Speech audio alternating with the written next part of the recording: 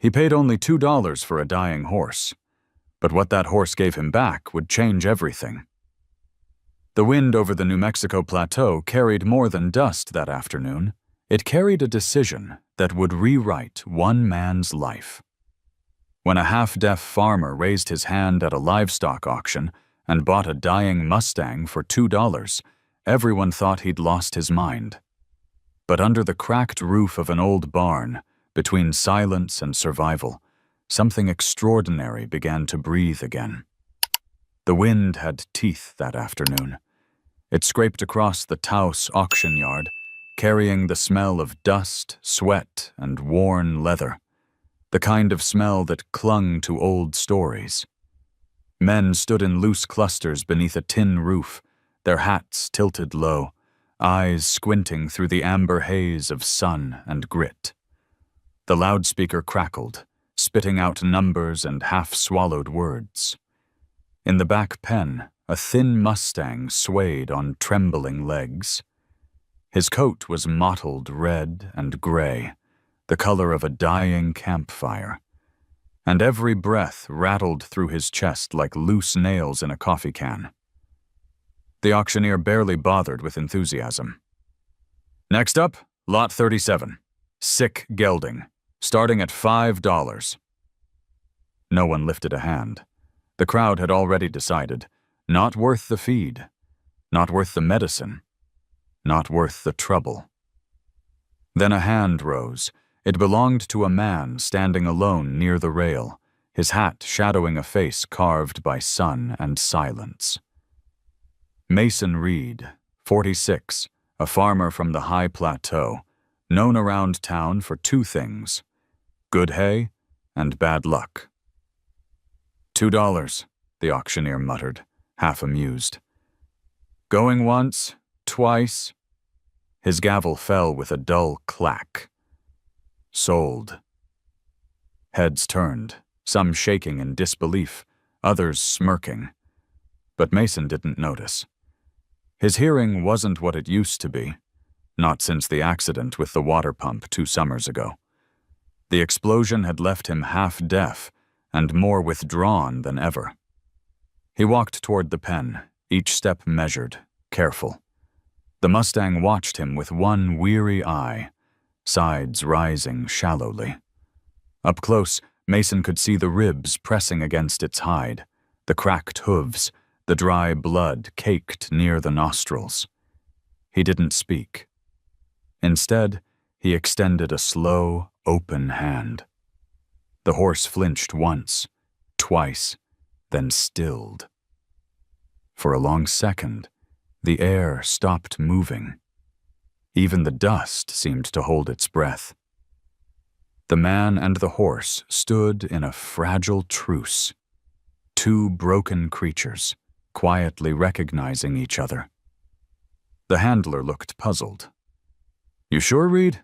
That horse is half a day from the grave." Mason nodded. "Then I'll give him that half." They loaded the Mustang into the back of an old Ford flatbed whose paint had long surrendered to rust. The engine coughed twice before catching. As he climbed into the driver's seat, Mason glanced at the rearview mirror. The horse stood swaying in the trailer, eyes dark, wide, unreadable. The road home stretched 20 miles through open desert, straight line through nothingness. The sun was dropping, turning the mesas into silhouettes and the sand into mirrors of fire. Mason drove slow, watching the horizon blur. He reached to adjust the rear mirror again and found himself watching the horse more than the road, its head lowered, nostrils fluttering with each labored breath. Something about that rhythm stirred a memory, the way his father used to breathe when the asthma got bad, just before the night he didn't wake up. Mason gripped the steering wheel tighter. "Not tonight," he murmured. He wasn't sure if he was talking to the horse or to himself. When he turned off the highway onto the gravel track leading to his ranch, the first stars were already pricking the sky. The old windmill creaked like a ghost, turning in its sleep. Mason parked by the barn, shut off the engine, and sat for a long while in the cooling silence. The ringing in his ears, the constant hum that filled the space where sound should have been, seemed louder than ever. He climbed down, opened the trailer gate. The Mustang hesitated, eyes catching the glint of a lantern Mason had hung by the stall door. "It's all right," Mason said softly, though he couldn't hear his own voice.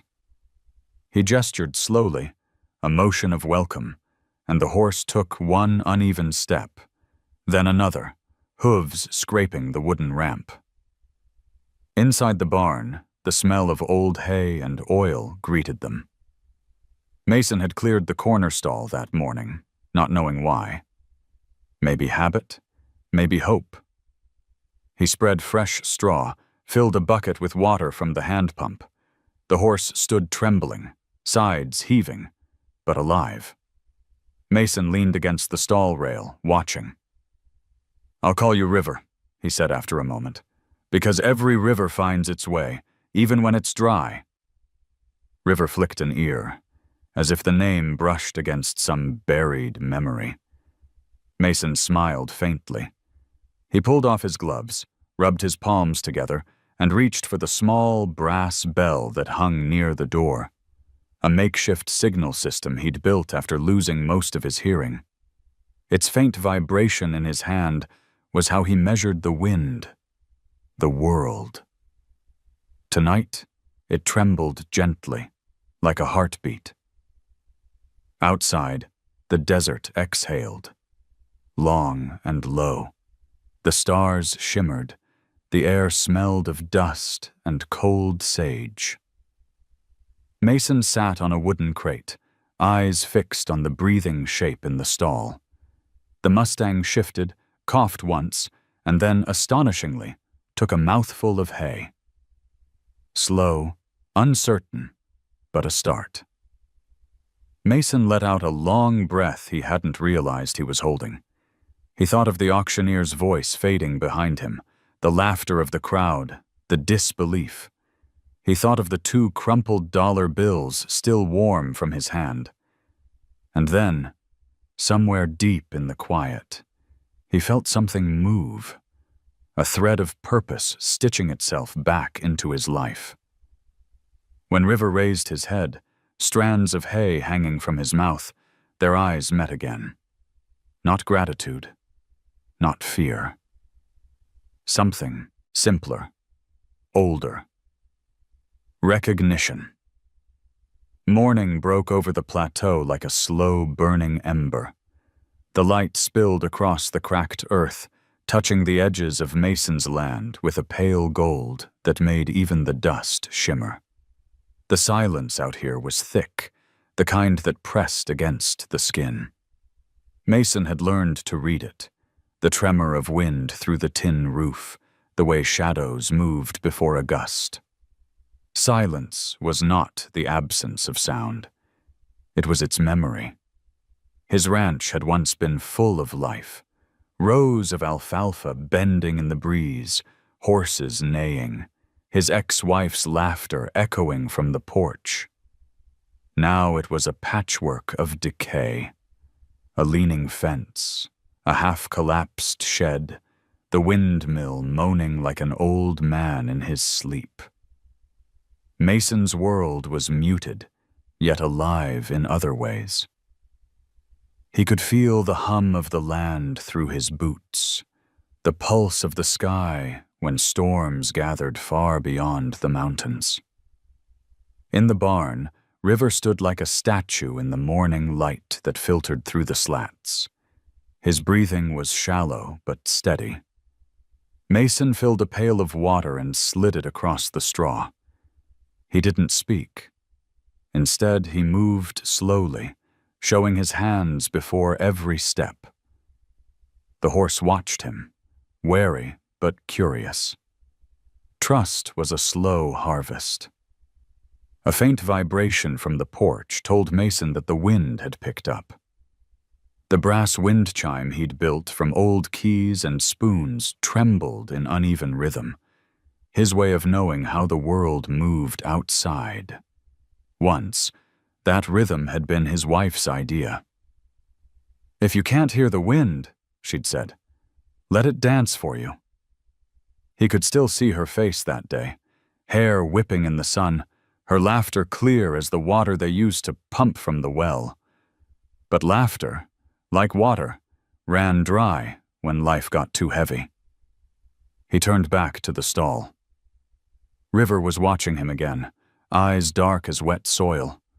There was something unsettling in that gaze, not fear exactly, but awareness, like the horse understood the quiet around them. Mason leaned his arms on the rail, studying him.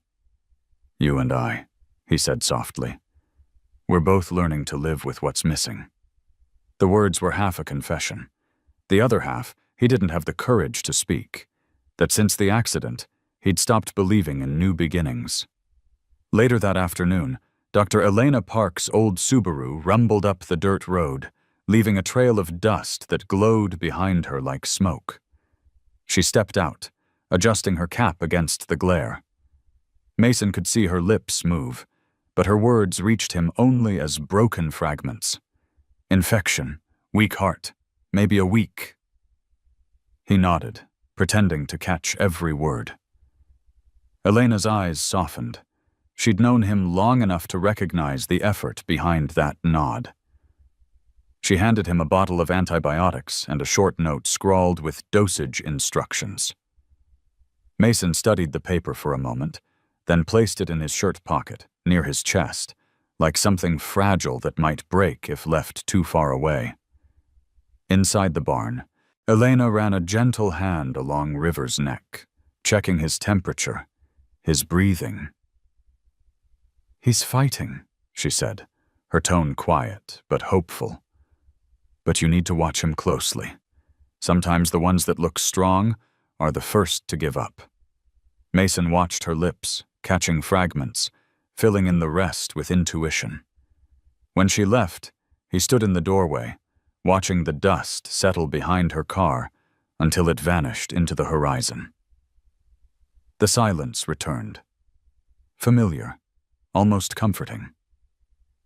That evening, as the sun dipped low and the sky turned the color of copper, Mason sat on the porch with a cup of coffee gone cold. The wind chime flickered. He stared out toward the barn, where a faint lantern glowed like a heartbeat. Somewhere inside, River shifted, sending a ripple through the straw. Mason couldn't hear it, but he felt it all the same. A small tremor that told him life still moved in that fragile body. He rose, stepped down from the porch, and walked the dirt path toward the barn. The ground crunched beneath his boots, steady and rhythmic. When he reached the door, he rested a hand on the frame. "You keep fighting," he whispered. "That's all either of us can do." River lifted his head at the sight of him, nostrils flaring, eyes catching the dim light. Mason reached out, open-palmed, letting the horse decide. After a long pause, River took a breath that shuddered through his ribs, and stayed still. The barn was quiet, except for the faint rasp of the horse's breathing. Mason leaned against the stall and closed his eyes. He imagined the sound, though he couldn't hear it. The rhythm of survival, soft and stubborn. Outside, the wind picked up again, and the chime answered with a trembling song he could not hear, but could somehow feel in his bones. He smiled, barely. The first in a long time. Tomorrow, he would try to feed River again. Tomorrow, maybe, there would be one less empty place in both of them. By the time dawn folded over the plateau again, frost clung to the grass like a breath that had lost its way home. Mason stepped outside, his coat buttoned to the throat, a faint ribbon of steam rising from his coffee cup. The sky was pale and endless, the kind of silence that pressed so deep it almost rang in the bones.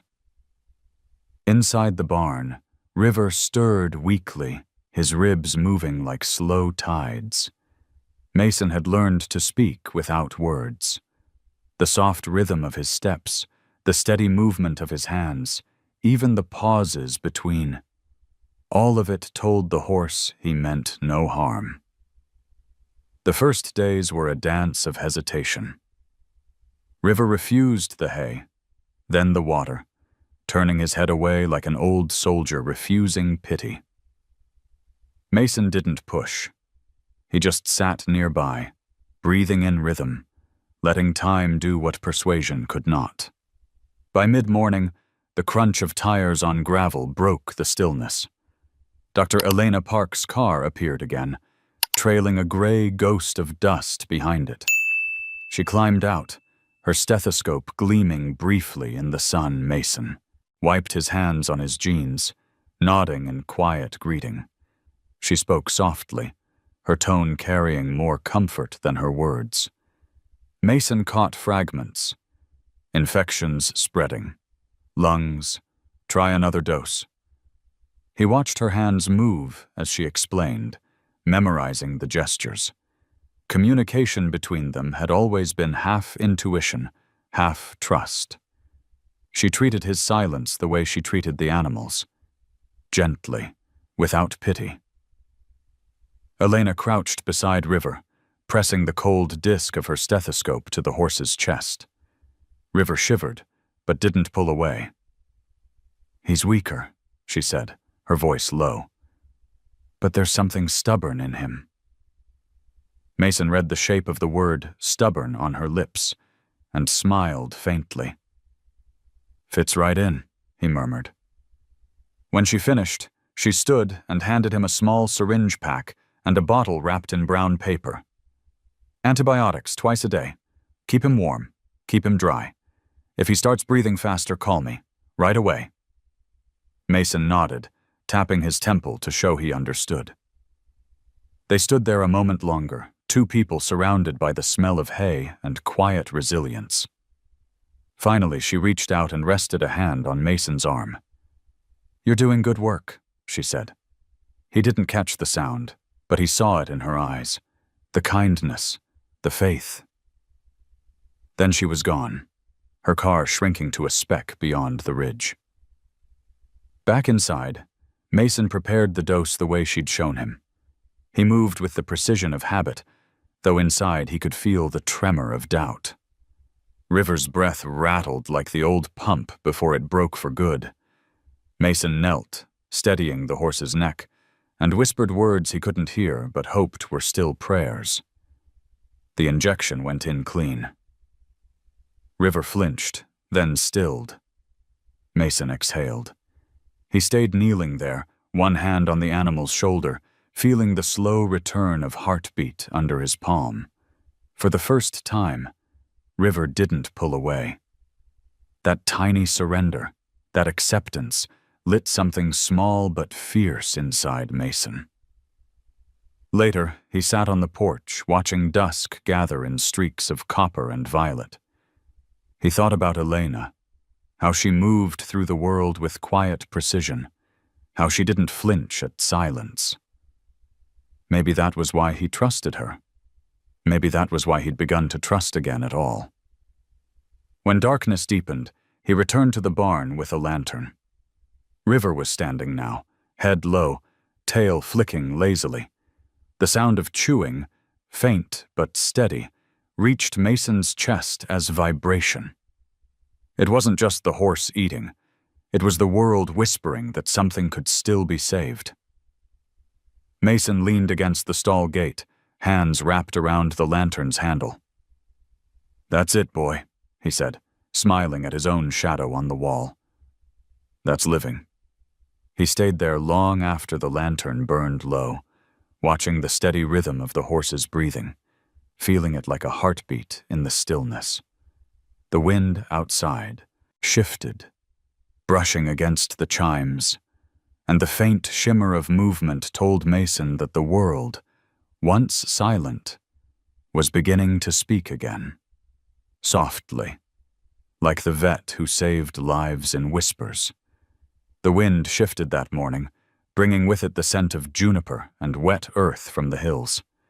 Mason stood outside the barn, shoulders heavy beneath his flannel jacket, the taste of coffee gone bitter on his tongue. The night had been long. River had stood most of it, restless, shifting in the straw as if chasing memories of open plains.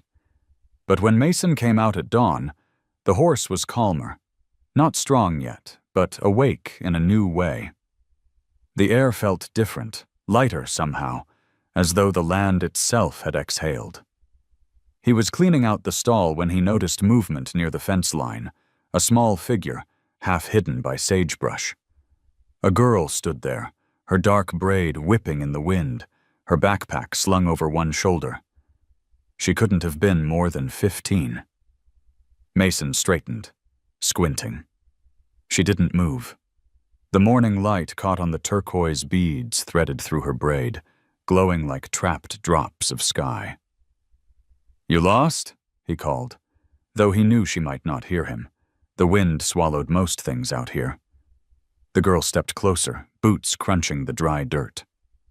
"No," she said finally. Her voice was soft but sure. "I just wanted to see the horse." Mason blinked. "You mean River?" She nodded. "The one from the auction. My uncle works there. Said you bought a dying horse for $2.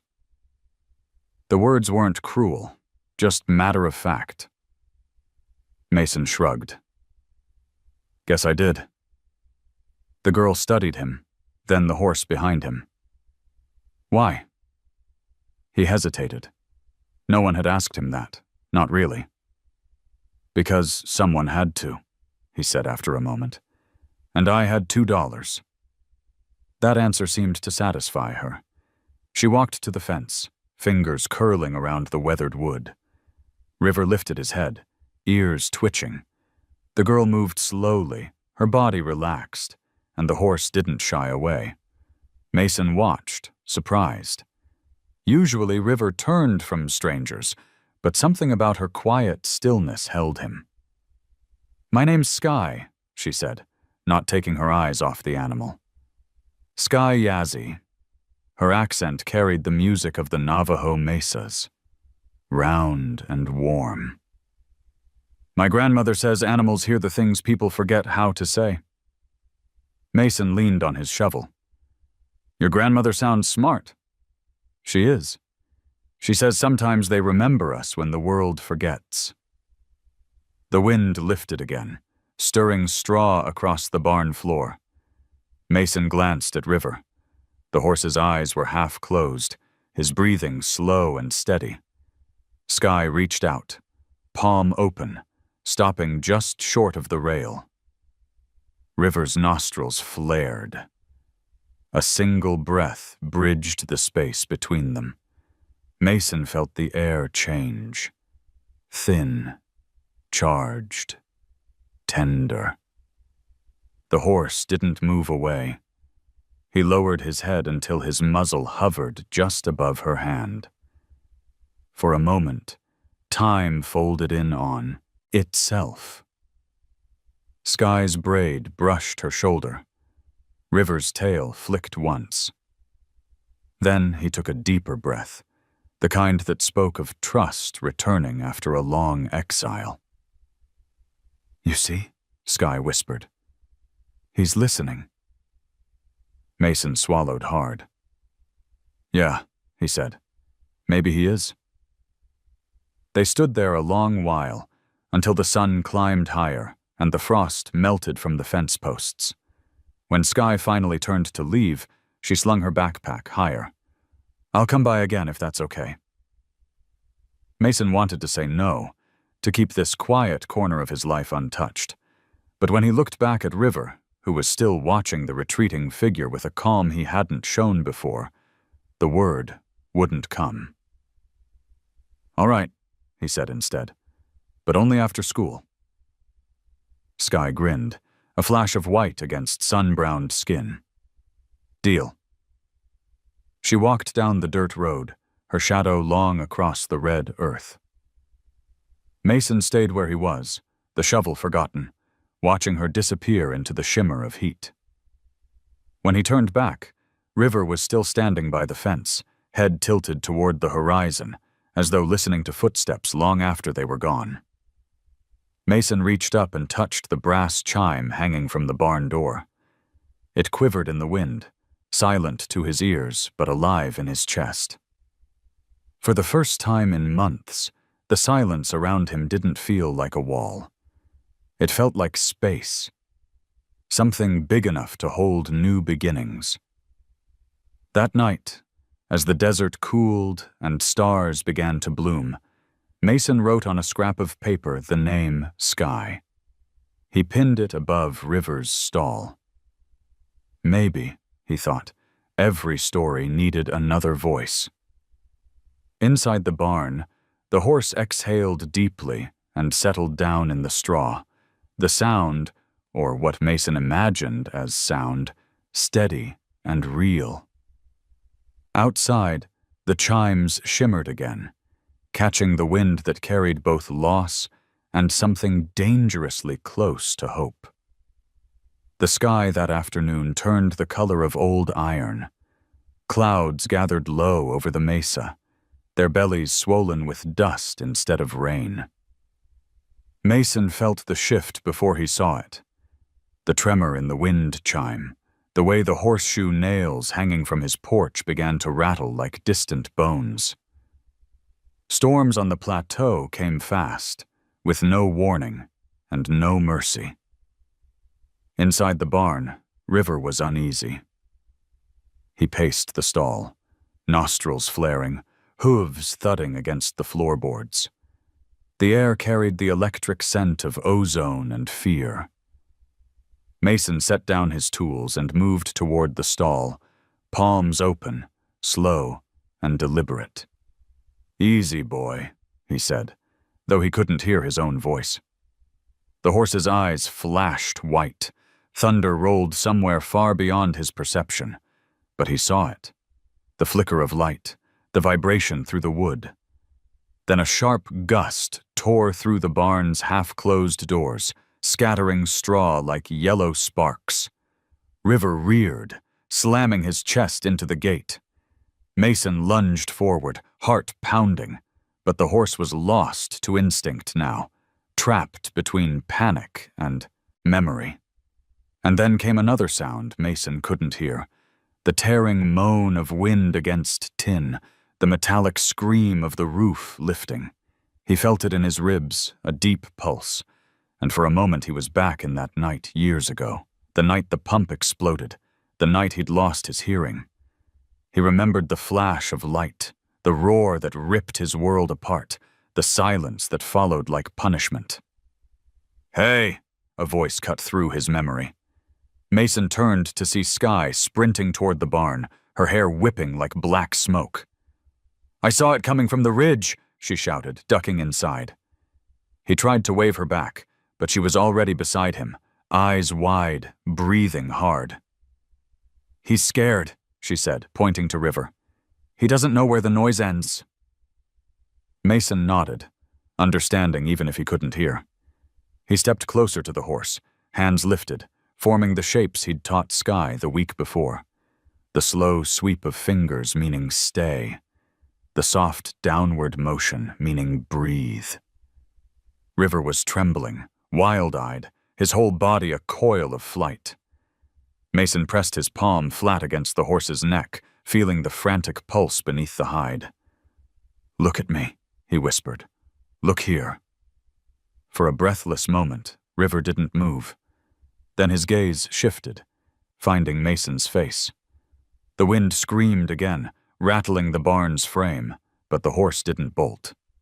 He blinked once, twice, as if seeing something familiar in the chaos. Mason kept his palm steady, breathing in rhythm with the trembling body beneath it.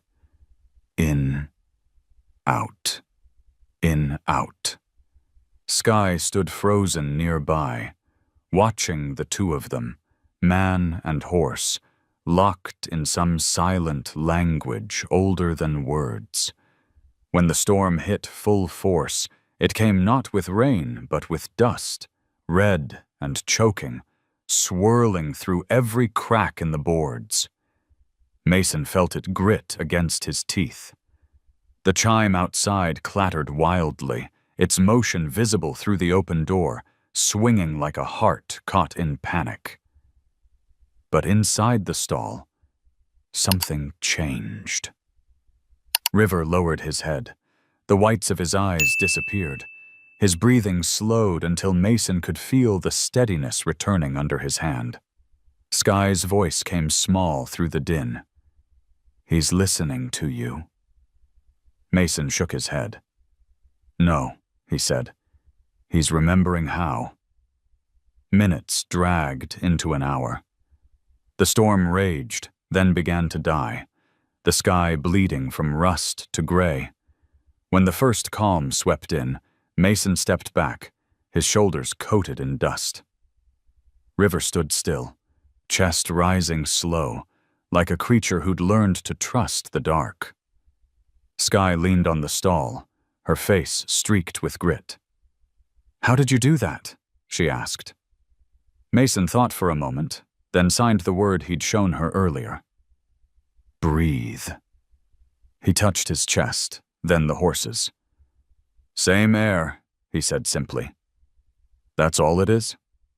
Outside, the clouds began to break apart. Shafts of evening light spilled across the field, catching on the wet sheen of mud and debris. The air smelled of iron and rain that never came. Mason walked to the door, looking out at what the storm had left. Scattered branches, broken fence posts, the world rearranged but still standing. Behind him, Sky's soft laughter broke through the stillness. "He's eating," she said. Mason turned. River had lowered his head into the pile of hay, pulling at it slowly, stubbornly. He felt the relief rush through him like warmth after frostbite. "Good," he murmured. "That's good." They spent the next hour repairing the doors, stacking fallen tools, setting the barn to rights. When Sky finally left, Mason watched her fade down the dirt road, her silhouette framed against the fading orange horizon. He returned to River's stall one last time.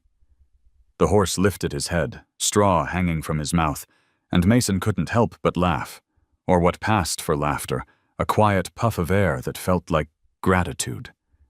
He reached out and brushed dust from River's mane. "You did all right," he said. "You stayed." The horse blinked, slow and deliberate, and Mason thought he saw in those dark eyes the faintest reflection of his own. Tired, weathered, but still alive. Outside, the wind died completely. The chime swayed once, twice, then fell still.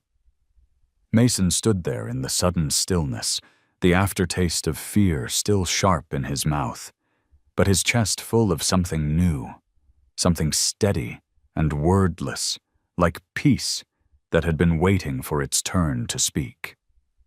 The storm left behind a strange stillness. The air the next morning felt washed clean, but the ground bore scars of what had passed. Broken branches, half-buried fence wire, sand packed tight into corners of the barn. Mason woke early, drawn outside by habit more than rest. The first thing he saw was River standing calm, a faint shimmer of dust still clinging to his coat. The horse's eyes met his, steady now, and for the first time since the auction, Mason felt he wasn't looking at a dying animal, but at a survivor. He shoveled debris from the yard, boots crunching over the hardened earth. Each movement left a trail of fresh imprints, a quiet record of returning order. Sky arrived a little after sunrise, her braid dusted with sand, her hands carrying a thermos that smelled of sage tea. "Grandmother said storms take away what's weak," she said, handing it to Mason. "What's left can grow again." He nodded, though he didn't know if he believed it. His body ached, but there was a pull in his chest that felt almost like gratitude. Together, They began cleaning the paddock, piling wrecked boards into neat stacks. River followed their motion with mild curiosity, every so often stepping closer, his ears twitching at Sky's soft hum of an old song. When the barn was back in order, Mason brought out a small slate board and a stick of chalk. He sketched a rough outline of a hand, palm open, fingers spread. "Sign," he said. Sky watched, him puzzled. "Like a word?" He nodded. "No sound, just shape." He moved his hand slowly through the air, repeating the gesture. Palm down, open fingers, slow breath out. River watched, head tilted slightly. Mason tried it again, then again. The third time, River's ears flicked forward. His body shifted, one hoof scraping the ground.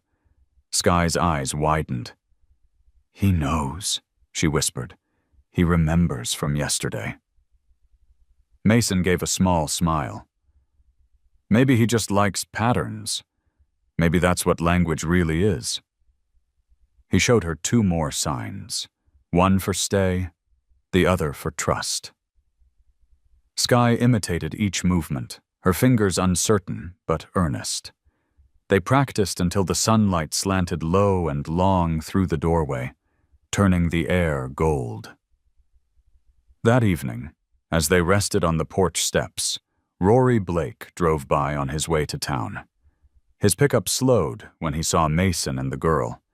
He leaned out the window, camera slung across his neck. "Hey, Reed, that the horse?" Mason nodded. Rory whistled. "Damn, he looks better. Mind if I take a picture?" Mason hesitated. Sky glanced at him. "It might help," she said. "People should see." Rory parked and stepped into the yard, moving with the easy confidence of someone used to capturing fleeting things. He crouched near the fence, camera raised. Mason and Sky stood beside River, the horse motionless except for the slow rise and fall of his chest. Rory snapped several shots, then lowered the camera. "You don't see moments like this much," he said. "It's got something real." He offered to send Mason a copy, but Mason just waved him off with a faint smile. He didn't need to see it. He was living it. That night, after Sky left, Mason fed River the last of the alfalfa hay. The horse chewed slowly, his breath soft and steady. Mason wiped his hands on his jeans and glanced toward the porch. The chime was still, barely catching the wind. He thought about the word trust, and how fragile it was, how hard it was to rebuild once broken. Yet somehow, here it was, taking shape again, quiet, but undeniable. Later, as the stars came out, Mason walked back to the barn one last time. He knelt in the dirt beside the stall, tracing the signs they'd practiced earlier. Stay. Breathe. Safe. Each one drawn with a fingertip, each one vanishing as the wind moved across it. Behind him, River lowered his head, brushing Mason's shoulder with a rough, warm breath. It was the gentlest acknowledgement, but it filled the silence completely. Mason didn't move. He just closed his eyes and let the air settle around them, full of the smell of hay and dust and life returning. The next morning, when he stepped outside, he saw that the wind had erased all the chalk and marks from the night before. The ground looked untouched, except for one thing. Beside the stall, the horse's hoofprint overlapped one of his palm marks, pressed deep into the soil. A single shared impression, captured in the dust. Mason smiled. Maybe some things didn't need to last to mean something. Maybe the wind could carry them far enough. He turned toward the rising sun, shoulders straightening as light spilled over the fields. Behind him, River neighed softly. A low, rasping sound Mason couldn't quite hear, but felt resonate through the ground like a heartbeat. And for the first time in years, that was enough. The picture Rory took spread faster than Mason could have imagined. Within a week, it found its way from a local paper's community column to a viral post online titled, "The Farmer Who Spoke to His Horse with His Hands." Mason didn't have social media. Skye showed him on her phone one afternoon, the screen glowing like a small fire between them. He watched the image, him standing beside River, hand raised mid-gesture, the light pouring in through the barn door like something sacred. He didn't know what to feel. Skye grinned. "People love it. They're saying it's beautiful." Mason nodded, but his stomach tightened. Beauty had a cost out here, and attention even more so. He'd spent years keeping the world at arm's length. Now the world was reaching back. By the end of that week, 3 people had driven up his dirt road to ask about the horse. 2 offered money. One man from Santa Fe with a heavy gold watch said he'd pay $1,500 on the spot. Mason leaned against the fence, arms crossed, and told him politely to get off his land. "He's not for sale," he said. The man laughed. "Everything's for sale, Mr. Reed." But he left, his tires spitting gravel like an insult. When he told Skye, she frowned. Why would they want him now? He's just a horse. "He's a story," Mason said. "People always want to own a story once it means something." That night, the ranch felt different. Not dangerous, but exposed. The wind didn't sound the same. Mason sat at his kitchen table, flipping through a pile of unpaid bills. Feed costs, vet supplies, a letter from the bank reminding him the mortgage grace period was ending. He rubbed the heel of his hand against his eyes.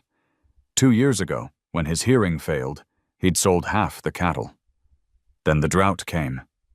Then the divorce papers. Mercy, it seemed, always demanded payment in full. When the knock came, he almost didn't hear it. Dr. Elena Park stood on the porch, coat dusted with road grit. "Evening," she said when he opened the door. "You look tired." "Work'll do that." She stepped inside without waiting to be invited, her eyes scanning the sparse room, the photographs turned face down, the silence that pressed close as walls. "You've seen the news?" "Skye showed me." "Then you know what's coming. People are going to want a piece of this, of you. Be careful." He studied her face, the fine lines near her eyes. "You think I can't handle a few reporters?" "I think you're carrying too much already," she said gently, "and I think that horse means more to you than you're ready to admit." He didn't answer. The soundless pause between them stretched until it hurt. Finally, Elena sighed and reached into her bag. She handed him another bottle of medication. "For River. The infection's fading, but finish the course. Hope's a fragile thing. You don't stop halfway." When she left, the night swallowed the sound of her tires. Mason stayed by the window, looking at the barn lantern burning dim through the fog. Later, when he went to check on River, Skye was already there. She sat cross-legged on the hay, her hand resting lightly on the horse's muzzle. River was calmer than usual, chewing lazily, his breath misting in the chill air. She didn't look up when Mason entered. "He's different now," she said softly. "He doesn't look scared anymore." Mason knelt beside her. "Neither do you." She smiled without turning. "My grandma says fear leaves when someone listens long enough. Maybe you listened." He almost told her he couldn't even hear his own name half the time, but he didn't. Instead, he said, "Maybe we both did." The silence that followed wasn't heavy. It was companionable, a shared language that required no translation. Mason watched River's slow breathing and thought about all the things he hadn't saved. His father, his marriage, the ranch slipping inch by inch from under him. But maybe saving one thing, one horse, was enough. Still, reality waited. At dawn, the mail truck left another envelope on his gatepost. Inside was a final notice from the bank. He read it twice, then folded it neatly and slid it into his pocket. Skye found him later repairing a section of fence. "Something wrong?" she asked. "Nothing new," he said. "Just the world reminding me it's still turning." That afternoon, Rory drove back, dust trailing behind his truck like smoke. "Reed," he said, climbing out, "you've got yourself a fan club. I got calls from Denver. Even a ranch magazine in Texas wants an interview." Mason shook his head. "Not interested." Rory frowned. "Look, I get it. You don't want attention. But stories like this, they matter. People see hope in it." "Hope doesn't pay for feed," Mason said. Rory hesitated, then pulled a check from his jacket. "I sold a few prints. Thought you should have a cut." Mason stared at the number. $250. Enough to buy medicine and hay for a month. He took the check slowly. "I don't like charity." "It's not charity," Rory said. "It's what happens when a picture makes people care." When the photographer left, Mason looked across the paddock. Skye was brushing River's coat, humming the same soft tune she always did. The light around them shimmered like heat, fragile and gold. He tucked the check into his pocket, next to the folded bank notice. Then he whispered to the air, "Mercy sure charges interest." That night, as the sun bled out behind the mesas, he sat on the porch steps with River's halter in his hands. The leather was cracked, worn smooth where the horse's skin had rubbed against it. He thought about selling the old truck, about taking another loan, about the years he'd spent chasing one more chance. Inside the barn, River stomped once, a solid sound he could feel through the floorboards. Mason looked up, toward the dim glow through the wood slats, and something in him steadied. Maybe, he thought, some debts weren't meant to be paid with money. Maybe they were paid in hours kept, in breaths shared, in the simple act of showing up every single day. He stood, slipped the halter over his shoulder, and walked toward the barn. Behind him, the wind rose again, brushing the chimes until they quivered like small hearts. He couldn't hear their music, but he could feel it vibrate against the night, reminding him that mercy, like love, was never free, but always worth the price. Winter's first breath slid down from the Sangre de Cristo mountains, cold enough to sting but clear enough to make the stars burn brighter. Mason woke before dawn, as he always did, when the horizon was still bruised purple, and the world belonged to whoever could bear the quiet. The barn smelled of hay and frost. River stood waiting, his coat thickening against the cold, eyes soft but alert. There was a steadiness to him now, something grounded that hadn't been there before. Mason poured warm water into a bucket, watching the steam curl like smoke. "Morning, old boy," he said, his voice more habit than sound. River's ears flicked as if he understood the rhythm, if not the words. Skye arrived soon after, her breath fogging in front of her. She carried a folded blanket patterned in red and turquoise. "Grandma made this," she said, spreading it over River's back. "She said warmth keeps hope alive." Mason smiled, adjusting the edges so it sat evenly. "She's right," he signed, fingers moving slowly through the cold air. Skye caught the motion and mirrored it. Awkward, but determined. She had picked up some of the gestures he used with River, and now she wanted to learn more. They spent that morning outside, practicing signs as the sun climbed above the hills. "Show me again," Sky said. Mason repeated the gesture for trust, then for breathe. "Every time we use our hands," he told her, "we make silence mean something." River watched, ears turning toward each flick of movement. When Mason raised his palm for stay, the horse froze. When he lowered his hand for easy, River exhaled, his muscles relaxing. Sky laughed quietly. "It's like he understands better than most people do." "Maybe because he doesn't expect words to fix everything," Mason said. "He just listens." By afternoon, the air had warmed enough for them to lead River out into the paddock. Mason unlatched the gate, and the horse stepped onto open ground for the first time since the storm. The red dirt was soft under his hooves, a little uneven but forgiving. Sky walked beside him, her hand resting on the halter. River's nostrils flared, catching the scent of wind, the faint trace of snow in the distance. When Mason signed run, River hesitated, glancing back. Then, as if remembering something buried deep in muscle memory, he trotted forward, mane rippling. Mason and Sky stood still, watching him move.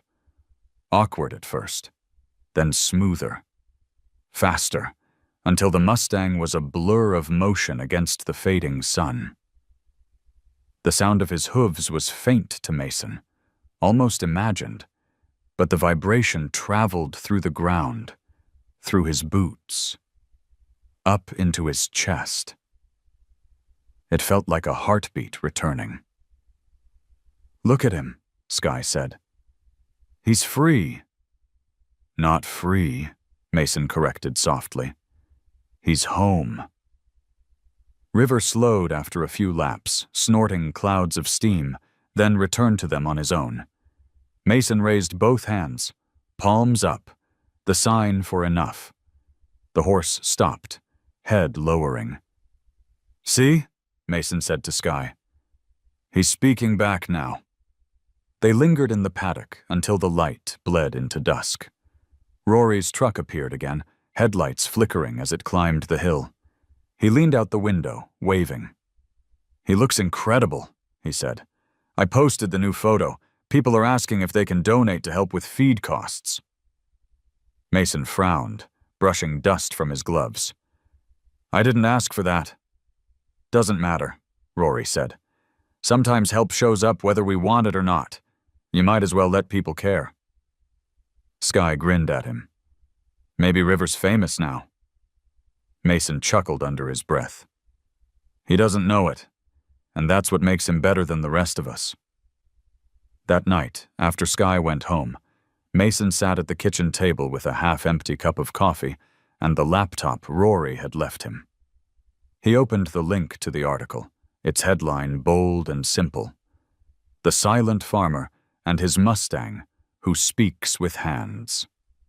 He scrolled through pictures. River standing proud in the sunset, Sky laughing beside him, Mason's own face caught mid-gesture. He read a few of the comments, people from faraway places saying things like, "This made me believe in kindness again," and "Sometimes the world just needs quiet." He closed the screen before finishing, but the words stayed with him. Maybe it wasn't such a bad thing, being seen for something that wasn't loss. Before turning in, he stepped out onto the porch. The night smelled of cedar smoke and frost. From the barn came the faint thud of River shifting in his stall. Mason lifted his hands in the dark, forming the shape of thank you. He didn't know if he meant it for the horse, for the people who cared, or for whatever invisible force had kept him alive this long. When he went back inside, he noticed Sky's blanket hanging neatly over a chair. Its colors caught the lamplight. Warm reds, deep blues, a pattern that looked like motion frozen mid-air. He traced the stitches with his fingers, feeling the rhythm of them, the quiet persistence. Tomorrow, they would start again. More signs, more trust, more of that wordless faith that stitched the broken pieces together. Mason smiled to himself. Maybe silence wasn't a punishment after all. Maybe it was a language waiting to be learned. Outside, the wind picked up, brushing the chimes into motion. Their vibration passed through the walls, gentle and familiar, the same rhythm as rivers breathing in the dark. The first sign of trouble came not with smoke, but with wind. It rolled in dry and sharp from the west, carrying the smell of something distant yet familiar. Scorched cedar, burnt dust, the faint memory of heat. By mid-afternoon, the air shimmered, and the sky turned the color of brass. Mason was in the paddock mending a fence post when he saw the haze rising above the ridge, thin at first, then thickening into a low, crawling cloud. Skye noticed it too. "That's not just dust," she said, shading her eyes. "It's fire." Mason squinted toward the horizon. The wind chime on the porch trembled, though no sound reached him. He could see its motion, violent and uneven. Every instinct told him the valley was in danger. "Help me get River inside," he said, signing the words more than speaking them. Together they led the horse to the barn, the animal's nostrils flaring, sensing the panic in the air long before flames were visible. By the time they shut the doors, the wind had turned cruel. Dust lashed the windows, turning the world outside into a blur of copper light. Mason tried to listen for sirens, for engines, but all he had was silence. It made the danger worse, like fighting a ghost you couldn't see.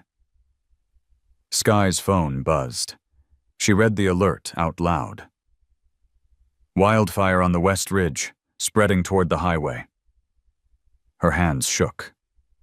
"That's not far from the school bus route." Mason froze.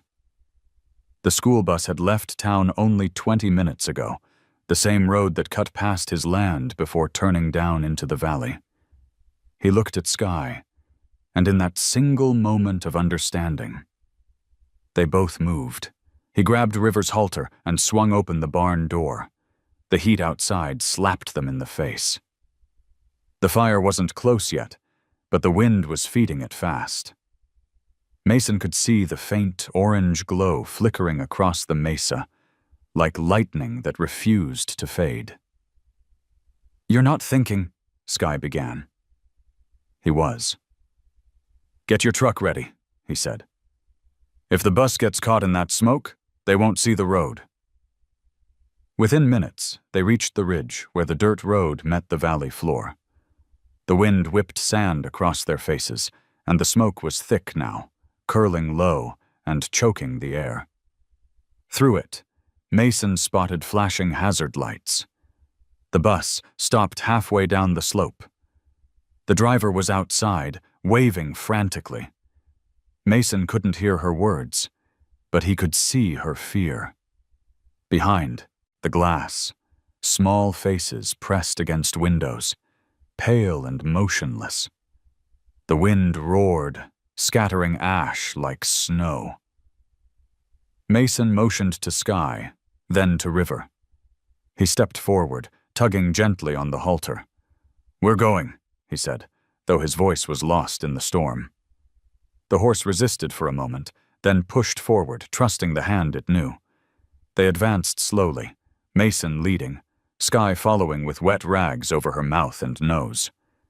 When they reached the bus, the driver's relief was immediate. "We can't move," she shouted. "The road's blocked by a fallen branch. The smoke's too thick. The kids are panicking." Mason gestured for her to keep everyone calm. He turned to Skye, motioning for her to bring the water from the truck. Together, they soaked the towels and handed them through the windows. Then, using his hatchet, Mason cleared the branch. His lungs burned with every breath, his vision blurred with sweat. The wind shifted again, harder this time, pushing the smoke downward. River whinnied, stamping the ground, but didn't flee. Mason pressed his forehead to the horse's neck, mouthing a silent plea. "Stay with me." And River did. When the children filed out, coughing and crying, the Mustang stood between them and the smoke, his body broad and calm, blocking the wind like a living shield.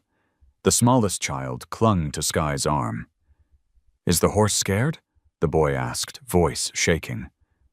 Sky looked up at River, who stood unmoving, eyes fixed on the horizon. "No," she said softly. "He's brave enough for all of us."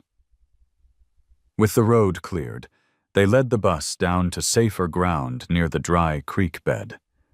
When the last of the kids were loaded back in, Mason leaned against the fender, coughing hard, soot streaking his face. Sky handed him water, her eyes wet with relief. "You could have died," she said. He shook his head. "We all could have." The bus drove off toward town, its red taillights vanishing into the smoke. Mason stood there a while, hand resting on River's shoulder, feeling the tremor of exhaustion under the horse's skin. The fire line glowed faintly on the horizon, but it was slowing now, the wind finally shifting north. When they got back to the ranch, the stars were dimmed by haze, but the worst had passed. Sky sank onto the porch steps, covering her face with her hands. Mason tied River's lead rope loosely and poured a bucket of water. The horse drank deep, then lifted his head, exhaling a long, low breath that sounded almost human. "You saved them," Sky said, looking up. Mason wiped his brow with a dusty sleeve. "He did," he replied. "I just followed." They sat in silence as the night cooled, the wind finally soft again. Ash drifted through the air like snow, settling across the paddock and roof. The land smelled burned, but alive. When Mason finally turned to go inside, he paused by River's stall. The horse's eyes caught the lantern light, calm and knowing. Mason raised his hand in their shared sign. "Breathe." River mirrored the motion, dipping his head once. That small exchange undid something in Mason he hadn't realized was still wound tight. He reached out, fingers brushing the warm hide. "You did good," he whispered. "Real good." He stood there for a long time, his palm against the living proof that mercy wasn't weakness. It was strength, quiet, deliberate, and unshakable, like a horse that refused to run from fire. The fire was gone by morning, leaving a land that looked both wounded and reborn. Smoke still lingered along the ridge, faint as breath, and the hills wore a thin veil of gray. Mason stood at the edge of his property, the cold biting through his jacket, watching sunlight creep across the scorched fields. The valley had survived. Barely. He could see the blackened tips of grass, the outlines of burned sage, the silent miracle of his fence still standing. River grazed nearby, his coat streaked with soot. Sky had come at dawn to check on him, bringing a loaf of bread and a tired smile. "Grandma said the wind spared this place because you had faith," she said. Mason looked out over the fields and thought of how little faith he'd had left before this horse arrived. "Maybe the wind just owed me a favor," he said. Later that day, a shiny black SUV pulled into the yard. Clean, polished, so foreign against the dust, it looked like it belonged to another world. A man stepped out wearing a suit that had never known wind or dirt. "Mr. Reed?" His voice was smooth, practiced. "Marcus Webb. Denver Development Group. Mason nodded cautiously. You're far from Denver. I make the drive for good investments, Webb replied, glancing around. You've got quite the story here. The deaf farmer and his miracle horse. Inspiring. And this land? 800 acres of untouched potential. My company's building a resort project along the foothills. We'd like to buy you out. Mason said nothing, waiting for the rest. Webb smiled like a man who always gets what he wants. 400,000. Enough to clear your debts, retire comfortably. We'll even move the horse for you. He can graze in greener pastures. Skye, who had been cleaning the trough, froze. You can't sell it, she said. This place, it's where he got better. Webb ignored her. You've done something special, Mr. Reed. But this land could mean more if you let it evolve. Progress is a kind of mercy, too. Mason's jaw tightened. Progress for who?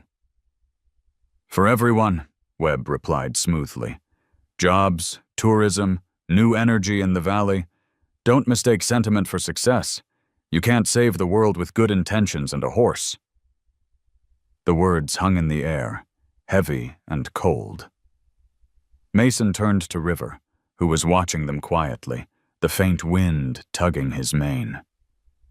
He remembered the nights of feeding, the storms, the trembling trust that had taken root between them. The land wasn't just dirt and grass anymore. It was memory, pulse, and purpose. I'll need to think on it, Mason said. Webb handed him a folder thick with papers. Of course, but the offer expires Friday. After that, the project moves elsewhere. He extended a hand. Mason shook it, though it felt wrong, a gesture that didn't belong in this place. When the SUV disappeared down the road, the dust settled like an afterthought. Skye looked at Mason, eyes burning. You're not really thinking about it, are you? He didn't answer. Instead, he went to the barn, closing the door behind him. The quiet there felt honest. River raised his head as Mason entered, the light from the small window catching the silver along his muzzle. Mason leaned against the rail, pulling the contract from his pocket. The words blurred together, numbers, signatures, promises of comfort that didn't feel like freedom. He thought about how tired he was, of struggling, of counting dollars, of pretending the ranch could ever be what it was. He looked at River and saw the truth. The horse didn't know about money, banks, or deadlines. He only knew the language of staying, the small act of presence that asked for nothing but gave everything. When night came, Skye returned with her grandmother's truck. Grandma says you can't sell something that's already holy, she said, handing him a thermos of soup. Mason smiled weakly. Your grandma's got away with words. The next day passed slow. He worked the fields, fixed a fence that didn't need fixing, fed River an extra measure of hay. Each task was a way of thinking without thinking. When dusk arrived, he sat on the porch steps, the contract folded in his hands. Rory stopped by after sunset. Heard you got an offer, he said. Mason nodded. Rory looked around, his camera hanging loose. I hope you don't take it. The world's got plenty of rich men and not nearly enough people like you. Mason didn't reply. He just watched the stars appear, faint sparks against the deepening blue. Sometimes, he said finally, doing the right thing doesn't pay the bills. Rory crouched, picking up a bit of ash from the ground. Maybe not, but it pays something else. When the photographer left, Mason walked to the barn one last time. River stood by the gate, waiting. Mason touched his neck, the warmth grounding him. If I sold this place, he said quietly, I'd be selling us too. The horse leaned into his hand, eyes closing. In that gesture was an answer he didn't need translated. By morning, Mason had made his decision. He signed nothing, mailed nothing. The papers went into the wood stove, curling and blackening until only ash remained. When Skye arrived, he handed her the check Rory had given weeks before. "For feed," he said. "We'll keep going as long as we can." Skye grinned, a little breathless. "So you're staying?" Mason looked around, at the fields, scarred but standing, at the barn that still smelled of hay and life, at the horse who'd carried him through fire and silence. "Yeah," he said. "I'm staying." As the sun rose, painting the valley gold, River stepped forward and nudged his shoulder.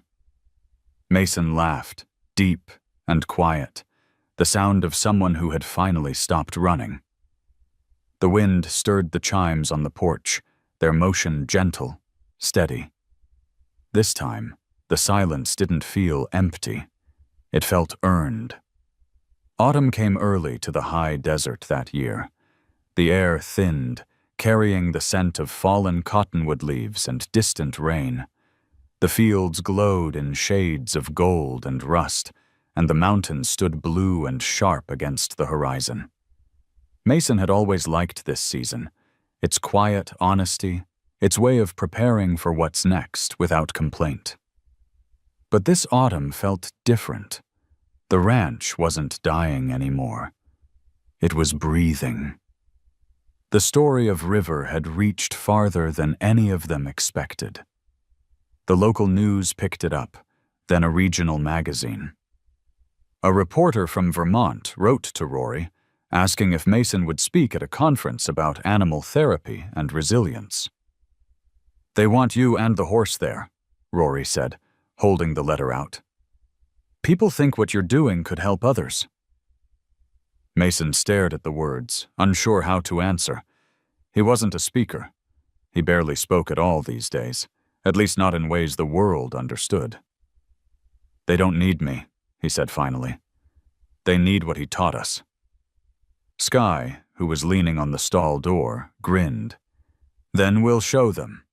Not talk, show." A month later, they made the long drive east. The truck rattled over miles of open highway, the horse trailer humming behind them. Mason sat behind the wheel, eyes fixed on the road, the endless stretch of red and gray blurring into the horizon.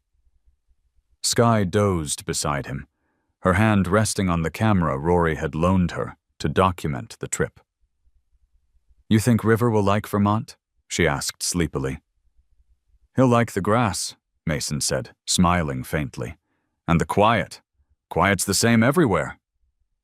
When they arrived, the air was different, wet, full of pine and soil, and the sound of water moving somewhere unseen. The trees blazed with color, each leaf a small fire of its own. The conference grounds were a renovated farm, white fences and red barns that gleamed under soft rain. People gathered to watch as Mason unloaded River, the Mustang stepping down the ramp with the slow grace of someone who remembered both wildness and trust. They were greeted by Dr. Harris, a therapist who ran programs for children with communication challenges. He had kind eyes and a tired smile. "Mr. Reed," he said, shaking Mason's hand, "your story's done something none of our case studies could. It's made people believe in stillness again."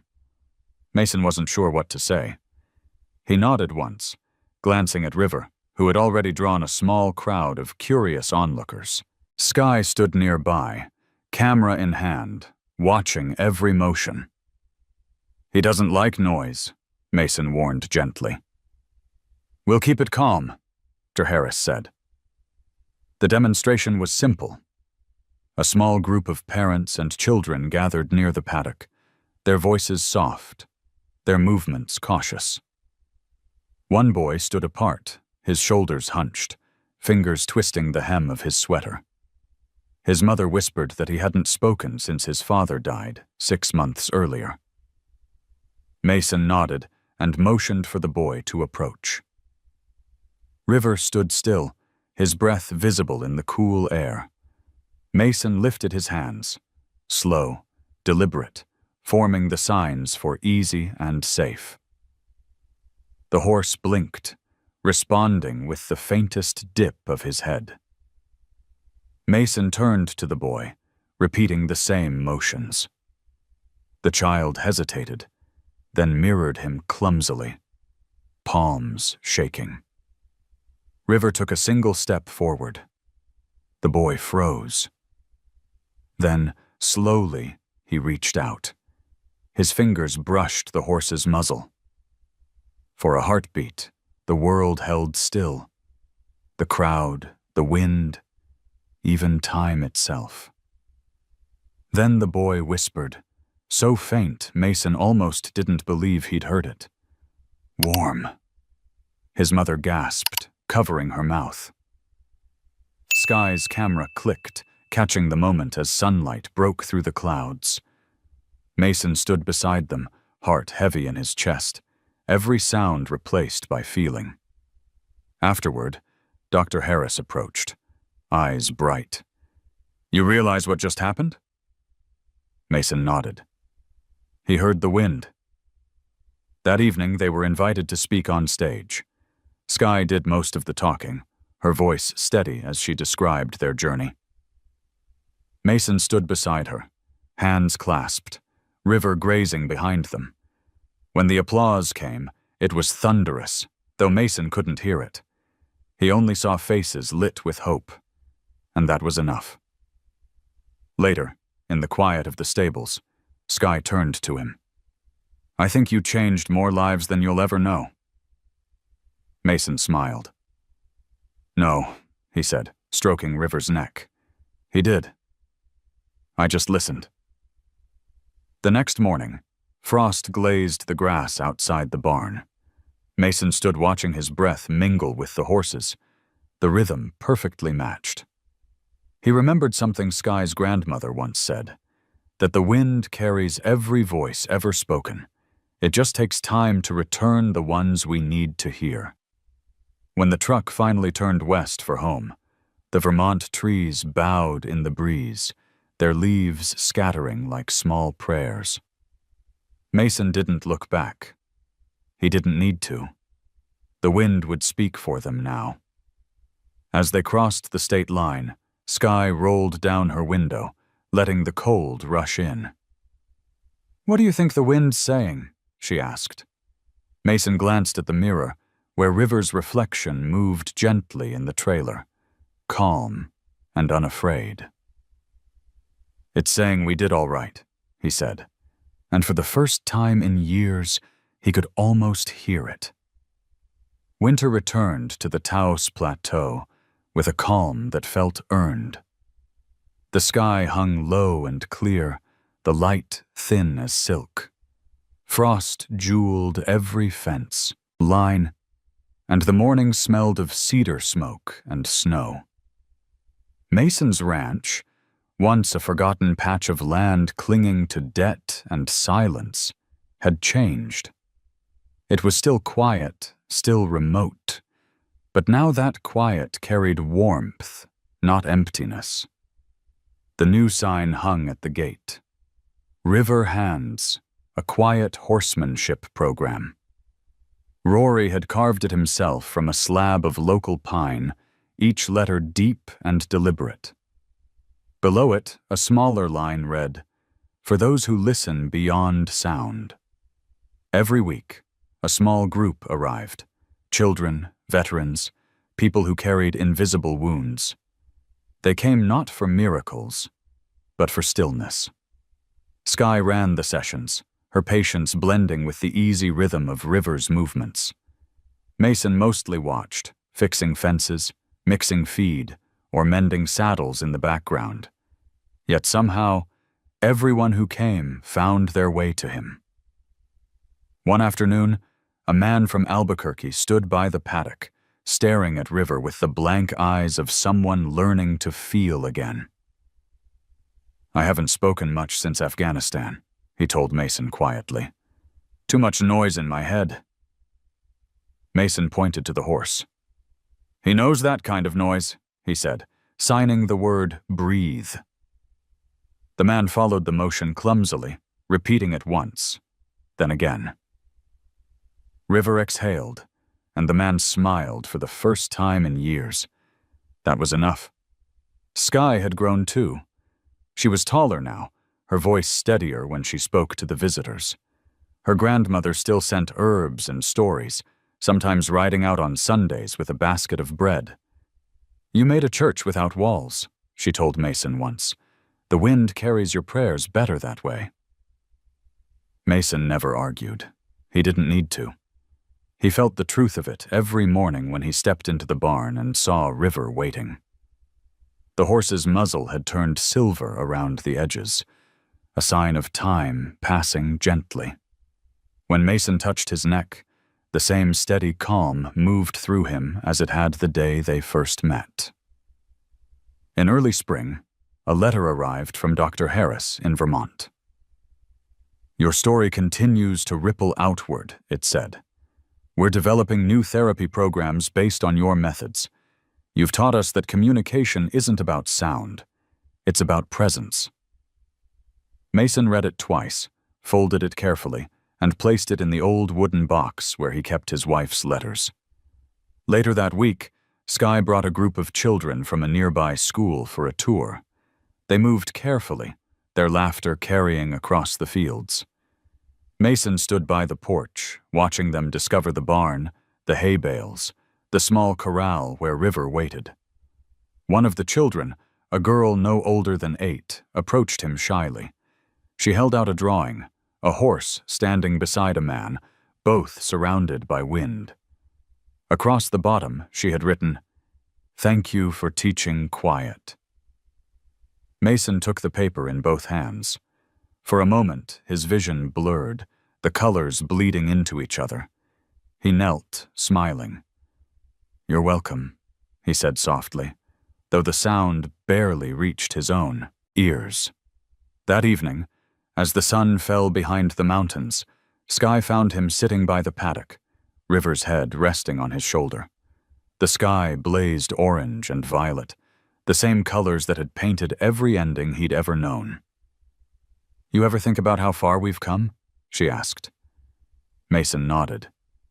"Sometimes I think it's not me that came this far. It's the world that finally caught up." She laughed quietly, and they sat in comfortable silence. The wind picked up, threading through the chimes that hung from the porch. Mason could feel their faint vibration in his chest, a rhythm he'd come to know by heart. When darkness deepened, he rose to make one last round through the barn. The stalls glowed softly under lantern light. River shifted, turning toward him, eyes glinting like old copper. Mason ran a hand down his muzzle. "We did all right," he whispered. "Didn't we?" The horse exhaled, a long, even breath that fogged the cool air between them. It was answer enough. Mason lingered there, remembering that first day at the auction. The smell of dust, the weight of pity, the foolish hope that had driven him to raise his hand for $2. Back then, he thought he was buying mercy for a dying creature. He hadn't known he was buying a second chance for himself. Outside, the moon rose full over the plateau, silvering the fields and the fence lines. The ranch lay quiet but alive, pulsing with the invisible heartbeat of every life that had passed through it. Mason walked back to the house, the boards creaking softly under his boots. Before he went inside, he turned once more toward the paddock. River stood framed by moonlight, still and steady, the desert wind rippling through his mane. Mason lifted his hand, signing the simple word they'd shared from the start. "Breathe." River dipped his head in reply. The chimes stirred again, a soundless song filling the night. And in that silence, Mason heard everything he'd ever needed to hear. "Before you go, tell me what you felt when you heard Mason's story," If you believe kindness can still change a life, even in silence, comment 1 below. And if this story touched your heart, comment 0, so I'll know you're still here, listening. Don't forget to subscribe and stay with us, because next time, I'll tell you another story where a single act of compassion between a person and an animal changes everything once again.